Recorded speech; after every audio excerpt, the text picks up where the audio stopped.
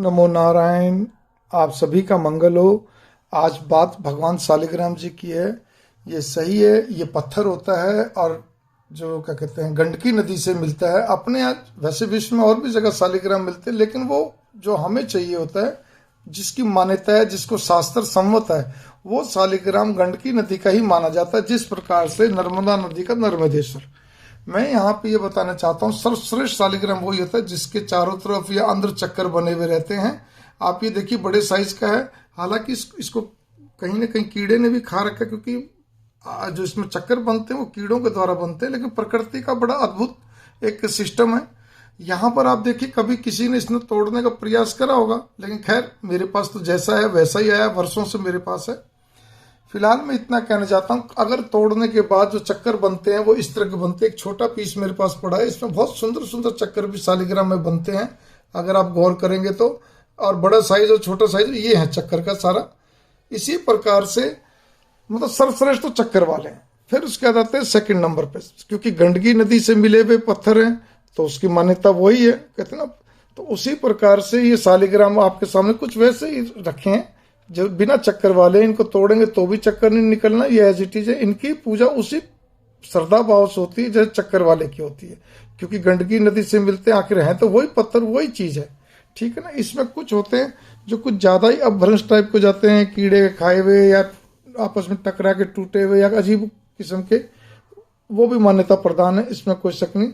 इनके कहते हैं बीड्स भी बनाई जाते हैं, माला ही बनती है। लेकिन कभी कभी क्या होता है, कुछ बहुत ही सुंदर पत्थर को काले रंग के, उसको बहुत ही स्मूथ फिनिशिंग देकर गोल मोटोल करके उसको भी शालिग्राम करके बेच दिया जाता है।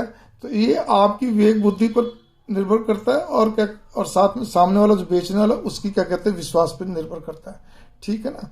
तो इसीलिए, लेकिन शालिग्राम अगर आप घर में रखते हैं तो उसका पूरा प्रयास करिए कि उनको प्रतिदिन जल से नहलाना है। आपके घर में तुलसी है, नहीं है तो तुलसी लगाइए, कोशिश करिए तुलसी रोज इनके चढ़ानी है। और नहीं तो कोई बात नहीं, जल से नहलाना बहुत जरूरी है।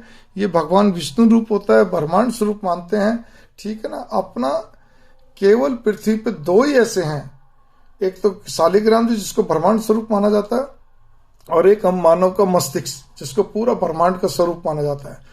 तो आप इस बात पे गौर करिए। यहाँ पे मैं और ज्यादा बातें नहीं कर रहा शालिग्राम, वो तो आपको मिल जाएंगी बातें। मुख्य बात है, शालिग्राम अगर आप घर पे रखते हैं तो कोई मन में वहम विश्वास ना करिए। रखते हैं तो पूजा होनी जरूरी है, बस ये ध्यान रखिए, ठीक है ना। बिना पूजा के तो फिर क्या कहते हैं, कई कई दिन तक उसमें फिर दिक्कत सी रहती है। इसी प्रकार से आपको शालिग्राम छोटा रखते हैं, बड़ा रखते हैं, वो आपकी अपनी पसंद के ऊपर है। क्योंकि चक्कर वाले शालिग्राम बहुत कम मिलते हैं, मैं फिर कहने जा रहा हूं, इसीलिए। और अगर मिलते हैं तो बहुत महंगे मिलते हैं। और वैसे भी अपेक्षाकृत छोटे छोटे पत्थर भी बहुत महंगे होते हैं। आपको जो दिख रहे हैं आज की तारीख में, ये पत्थर भी कम से कम भी 200-250 रुपए के एक है, ठीक है। चक्कर वालों की तो पूछिए मत आप। तो भावना मेरी यहाँ पर ये आती है, इसमें छोटे बड़े साइज कई होते हैं। आशा है कि आप इस चीज को बस इतना ही समझ के, सब खेल आस्था का है, आपके भावनाओं का है। आपको केवल और केवल अपने भावों से, इसी पत्थर को आप नर्मदा नदी से निकलता नर्मदेश्वर बोलते हैं, उसी पत्थर को जो गंडकी नदी से मिलता है शालिग्राम जी बोलते हैं। अपने शास्त्रों में दोनों की बड़ी भारी मान्यता है, जिसका कोई हद नहीं है। मतलब अद्भुत एक इनका कहते प्रभाव है। मंगल कामनाएं, नमस्कार।